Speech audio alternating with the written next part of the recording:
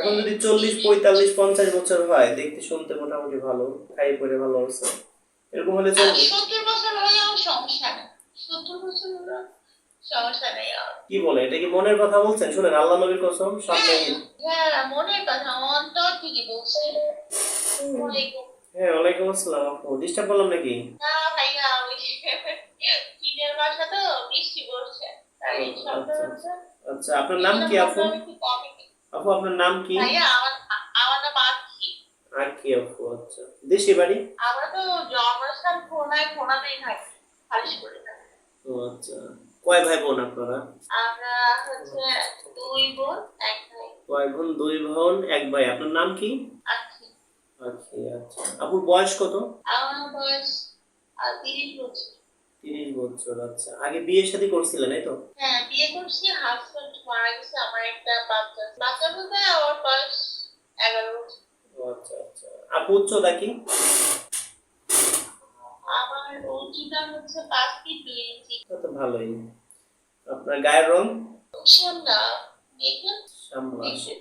মা বাবা বেঁচে আছে আপনার? হ্যাঁ, আমার আব্বা আছে, মা আছে, আমার মা অসুস্থ, বাবা অসুস্থ। আচ্ছা, ঠিক আছে। এখন দেখা যায় কি, আপু বউ মারা গেছে, বউ চলে গেছে, তার একটা দুইটা বেবি আছে। কোনো কোনো সমস্যা নাই, একটা বয়স্ক লোক হলো আমার কোনো সমস্যা নাই, কিন্তু আমি যে মোটা, এইটা যদি করতে পারে তাহলে আমার কোনো সমস্যা নেই। হ্যাঁ, অনেকেই তো মোটা হয়েছে। আমার সমস্যা নেই, বয়স্ক লোক তো আমার কষ্ট। এখন শুনেন, অল্প বয়স্ক লোককে বিয়ে করলে তারা কয়দিন পর ছুঁড়ে ফেলে দিবে, আর একটু বয়স্ক লোককে বিয়ে করলে তারা ভাববে এরকম সুন্দরী বউ চলে গেলে এরকম বর পাবো না, ঠিক আছে? সর্বোচ্চ ভালোবাসবে। আপনার বয়স 30 না? এখন যদি 40, 45, 50 বছর হয়, দেখতে শুনতে মোটামুটি ভালো, খাই পরে ভালো আছে, এরকম হলে চলবে। 70 বছর হলেও সমস্যা নেই, 70 বছর হলেও সমস্যা নেই। কি বলে, এটা কি মনের কথা বলছেন? শুনেন, আল্লাহ নবীর কসম, সামনে হ্যাঁ, মনের কথা, অন্তর থেকে বলছি। আর আপনার এই হোয়াটসঅ্যাপে দেখছেন, এটা কিন্তু আমার হাজবেন্ডের ছবি, দেখছেন? হ্যাঁ হ্যাঁ, অনেক বয়স। হ্যাঁ, উনি মারা গেছে, ওনাকে বিয়ে করছিলাম আমি। আমি ওনার থেকে অনেক ছোট। আচ্ছা, এখন শুনেন, আপনার বিষয়টা বুঝতে পারছি। এখন যদি ধরেন অর্থ সম্পদ থাকে, বয়স্ক হইলেও সমস্যা নয়, তাই কথা? তাই তো নাকি? না না না, অর্থ সম্পদের কথা বলিনি, ওটা তো আসলে ভাবতে থাকতে হবে, তাই না? জি, দেখেন, মধ্যবিত্ত। ঠিক আছে। একটা কথা বলি কি আপু, রাগ হবেন না। আচ্ছা। আপুরা এমন, মানে কিছু কিছু আপুরা, এটা বাস্তব কথাই, যেটা যদি শুনে তো মদ, সিন্দুক ভরা টাকা, তখনই বলবে তোমার জন্য রেখেছি হৃদয় ফাঁকা। যদি শুনে তো মদ, রয়েছে বাড়ি গাড়ি, তখনই বলবে ভুলি নিয়ে আস রয়েছি তোমারই। এটা বাস্তব কথা, ঠিক না? হ্যাঁ, তা তো অবশ্যই। হ্যাঁ, অর্থ সম্পদ না থাকলে, আপনি একজন গরিব মানুষ, আপনিও গরিব, একজনকে বিয়ে করলেন, সেও গরিব, তাহলে আপনারা চলবেন কিভাবে? আচ্ছা, আপনার অর্থ সম্পদ কি আছে একটু শুনি। আমার অর্থ সম্পদ কিছু নাই, শুধু আমি ছাড়া। আচ্ছা আপু শুনেন, আমরা একটা বিয়ে করাই দিয়ে মাত্র 10,000 টাকা নেই। 5,000 টাকা বিয়ের আগে নেই। শোনেন, কথা বলি। 5,000 টাকা বিয়ের আগে নেই, আর 5,000 বিয়ে হবে তারপরে নেই। এখন অবশ্যই দিব, হ্যাঁ। শোনেন, আপনার আপনার আপনার 1 টাকাও দিতে হবে না। আমি টাকা নিব কার কাছ থেকে? আপনার যার বিয়ে হবে তার সাথে, হ্যাঁ? বুঝতে পারছেন? আপনার 1 টাকাও আমাকে দিতে হবে না। আপনার যার সাথে বিয়ে হবে সে আমাকে টাকা দিবে, ঠিক আছে? এখন আপু বিষয়টা বলি, আমাদের নাম্বার যে পায় সেই ফোন দেয়, হ্যাঁ? আমার একটা ভিডিও যদি 10 জন দেখে, একজন আমাকে ফোন দিতে পারে না? আপনি বলেন। অবশ্যই, হ্যাঁ, এটা তো অবশ্যই। এখন 10 জন দেখলে যদি আমাকে একজন ফোন দেয়, এখন আমার একটা ভিডিও 10 লক্ষ মানুষে দেখে, 1 লক্ষ মানুষ কি ফোন দিতে পারে না? তা তো অবশ্যই দিবে। এখন আমরা কারো ফোন রিসিভ করি না। যদি 100 জন ভাইয়ের সাথে কথা বলি, 100 জনের মধ্যে একজন লোক সদস্য হবে কি সন্দেহ। এই জন্য যে আমার সাথে যোগাযোগ করবে, আগে আমার বিকাশে 500 টাকা অ্যাডভান্স করবে। অ্যাডভান্স করলে সকালে অ্যাডভান্স করলে রাত্রি তাকে ফোন দিব, হ্যাঁ?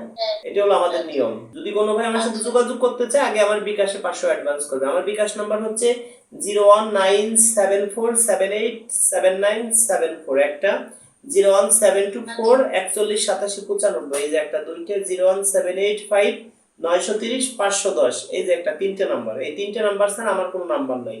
যদি কেউ ভুলবশত অন্য কোনো নাম্বারে অ্যাডভান্স করে, সে প্রতারণার শিকার হবে।